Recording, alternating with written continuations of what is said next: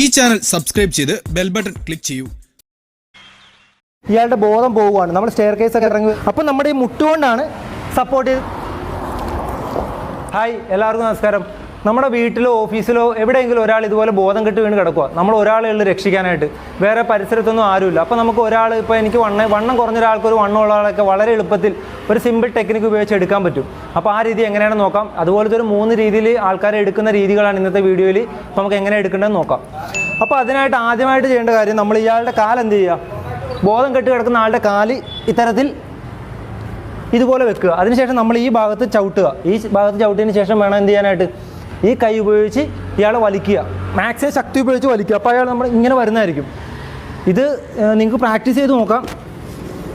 അതിനുശേഷം എന്ത് ചെയ്യുക, ഇത്തരത്തിൽ പൊക്കുക, ഇങ്ങനെ ലോക്ക് ചെയ്യുക. നമുക്ക് സ്റ്റെയർ കേസ് വഴിയോ എങ്ങനെയെങ്കിലും നമുക്ക് പെട്ടെന്ന് ഇറങ്ങി പോകാവുന്നതാണ്.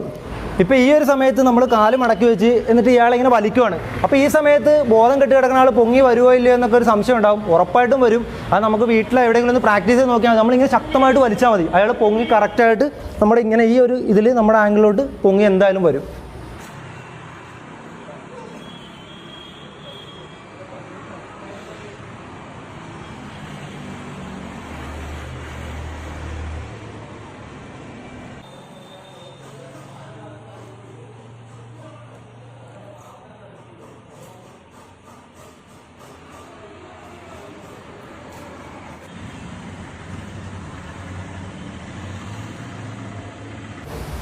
ഇതുപോലെ ഒരാൾ കമന്ന് കിടക്കുവാണ്.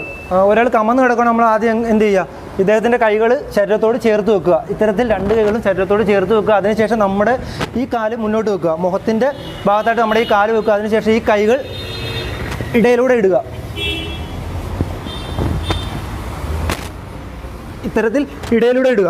അപ്പം നമ്മുടെ ഈ മുട്ടുകൊണ്ടാണ് സപ്പോർട്ട് ചെയ്ത് പിടിക്കേണ്ടത്. അതിനുശേഷം നമ്മുടെ ഈ ബാക്കിലെ കൈകൾ കോർത്ത് പിടിക്കുക. എന്നിട്ട് വേണം ഇദ്ദേഹത്തെ ഉയർത്താൻ. ഇദ്ദേഹത്തെ ഉയർത്തിയതിന് ശേഷം എന്ത് ചെയ്യുക, ഫയർമാൻ ലിഫ്റ്റ് എന്ന് പറയും. നമ്മുടെ ശരീരത്തോട് ചേർത്ത് ഇങ്ങനെ പിടിക്കുക. ഫയർമാൻ ലിഫ്റ്റ് ഉപയോഗിച്ച് ഇതുപോലെ പൊക്കിയെടുക്കാവുന്നതാണ്.